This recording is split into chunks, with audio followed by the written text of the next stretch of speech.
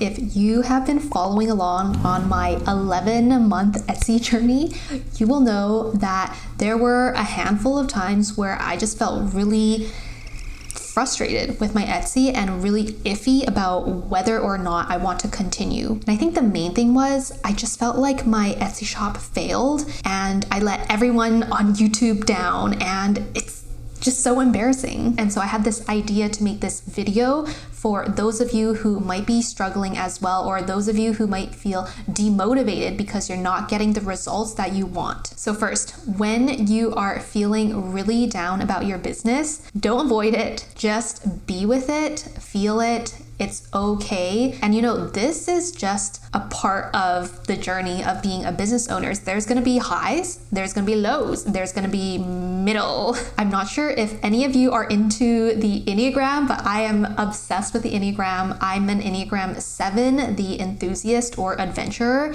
And what my type tends to do when it comes to negative emotions, or when I just feel bad in general, is I tend to run away. I avoid it and I want to escape it and fill up the negativity, or just get rid of the negativity by doing something else. So in my business, when I do feel like something has failed, I actually tend to work more and try to just distract myself, and maybe the feeling will go away and I'm just covering it up. I'm not actually addressing the problem. And the more I did this, the more it would just happen again and again, because I would never really address the reason behind why I feel like some things are a failure.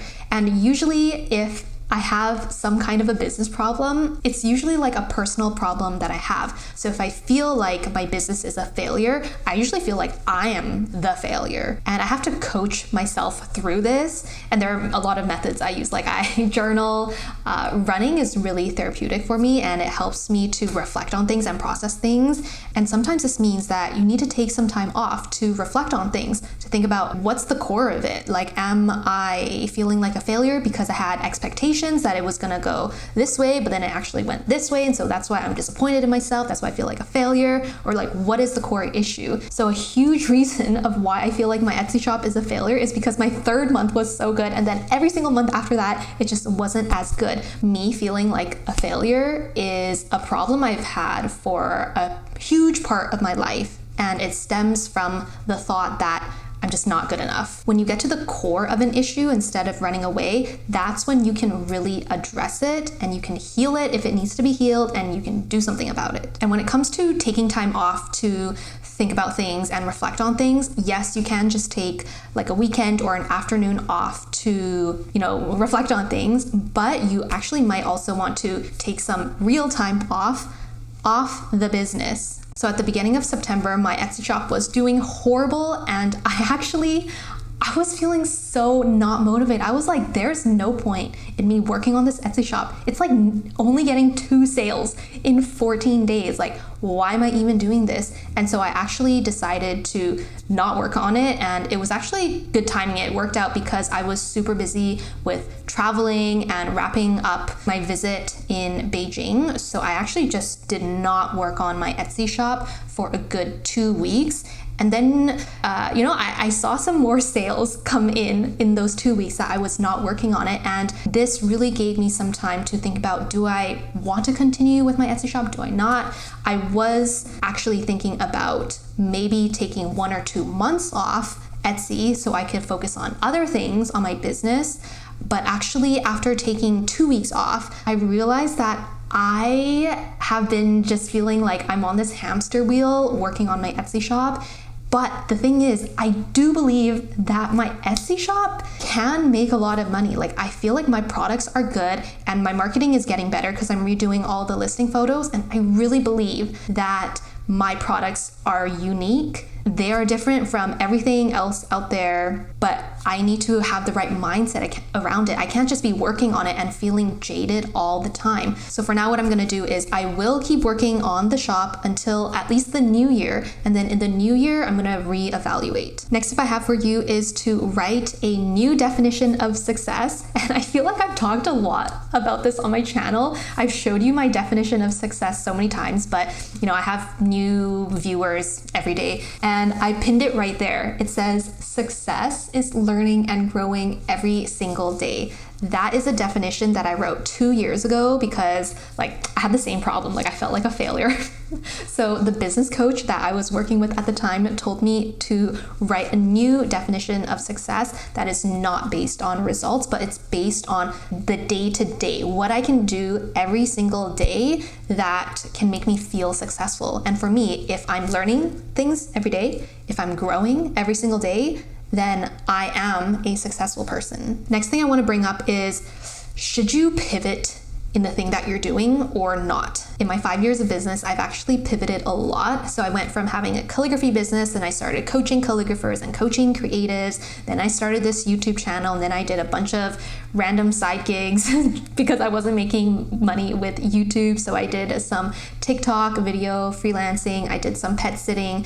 And that's also another reason why I started my Etsy shop, because I was thinking, my YouTube is not making money. Maybe let me start this Etsy shop thing that I've been thinking about for a while. Maybe the Etsy shop can make money while I wait for my YouTube channel to make money. A really good book that I read when I was deciding whether or not I should continue with my calligraphy and coaching full-time or pivot to doing content creation full-time was The Dip by Seth Godin. It's a book that answers the question, when is it the right time to quit? Should you quit or should you continue? And it can give you a lot of perspective on things. So for example, maybe one reason you have been feeling like a failure for a long time is because you're not happy doing the thing in your business. So for me, when I was doing calligraphy full-time, I didn't love doing it full-time and making it my full-time thing. I love calligraphy as a side hustle. And right now I want to do more calligraphy workshops. By the way, if you are a company in Vancouver or a company in North America, I can do an in-person workshop or a Zoom workshop. So yeah, if you're interested in that, email me. So I want to do calligraphy on the side, and I also want to do some coaching on the side. Like I think it's really fun to support people in growing their business, but I never wanted these two things to be my full-time thing. And so that was why I was feeling so stuck, and I felt like a failure because I wasn't working towards the thing that I wanted. I wasn't spending my time on the long-term goal that I really had in mind. Another book recommendation that I have is P.S. You're a Genius by Kelly Trach.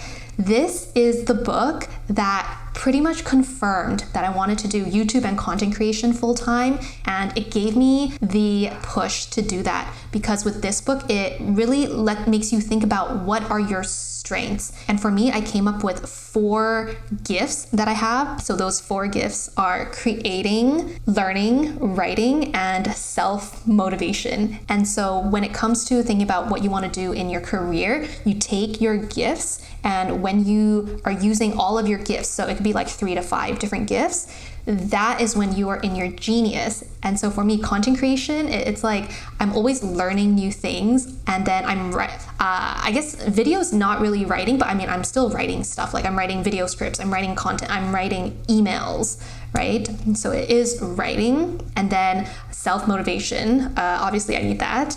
And then I am creating, like I'm creating videos, I'm always creating different kinds of things when I do content creation. And for everyone here who is thinking about starting a business, I really don't want you to start a business that is popular and hot right now.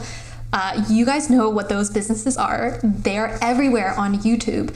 And I don't want you to start a business and then later on just feel like you're not really passionate about it. That's like the worst thing. That's like you being stuck in a job you hate, or you being stuck in a relationship with a person that you don't want to be in a relationship with. That's the same thing. And so if you don't really love the thing that you're doing and you're just doing it for the money, or you're just doing it because it's easy and fast, in the long term, you are not going to be feeling really good about it. Don't start a business because everybody else is doing it. By the way, if you are starting a business from scratch, or right now you are reevaluating whether or not you want to continue in your current business and you're thinking of other business ideas, I do have a free business plan template that is going to be really helpful for you when you're brainstorming new ideas. Let me tell you a secret, okay? When you have a business problem, it's usually a personal problem that you have. As I mentioned before, when I thought my business was a failure, it was kind of like I was a failure. If I think my business is not good enough, it's like I think I'm not good enough. If I think that other people are judging me for what I'm doing in my business, it's because I'm judging myself. There's like nothing for like 2 weeks. Okay, even if I got one more person, I would be so happy. Because then it would make it an actual group. Like 2 people is a group. That was a video of me during my first launch of my first ever group coaching program, and I was devastated. I felt like people were rejecting me. It's not that they just didn't need my program. I felt like they didn't want me. They didn't like me. It was like I took it so personally, and I think in the last 5 years of me running a business and starting all of these kinds of different projects, I've really had to learn to detach my own value from the results that I see in my business. By the way, if you are looking for a business coach to help you on the strategy part, but also the mindset part of starting a business, maybe you have self-doubt, maybe you have imposter syndrome, maybe you think you need to build more confidence to show up, I actually have some limited coaching spots for one-on-one business coaching. I've included the link to the application below, and you can check it out if you are interested. And if you feel like a failure, really get to the core of it. What are you actually thinking? What does it actually mean? And it's going to be a process. I have worked on this issue a lot in the past couple of years, but it always comes up when I don't get the result that I want. I always have to do this again. I have to get to the core of it and really understand, okay, why am I feeling like this? Okay, what am I going to do about this?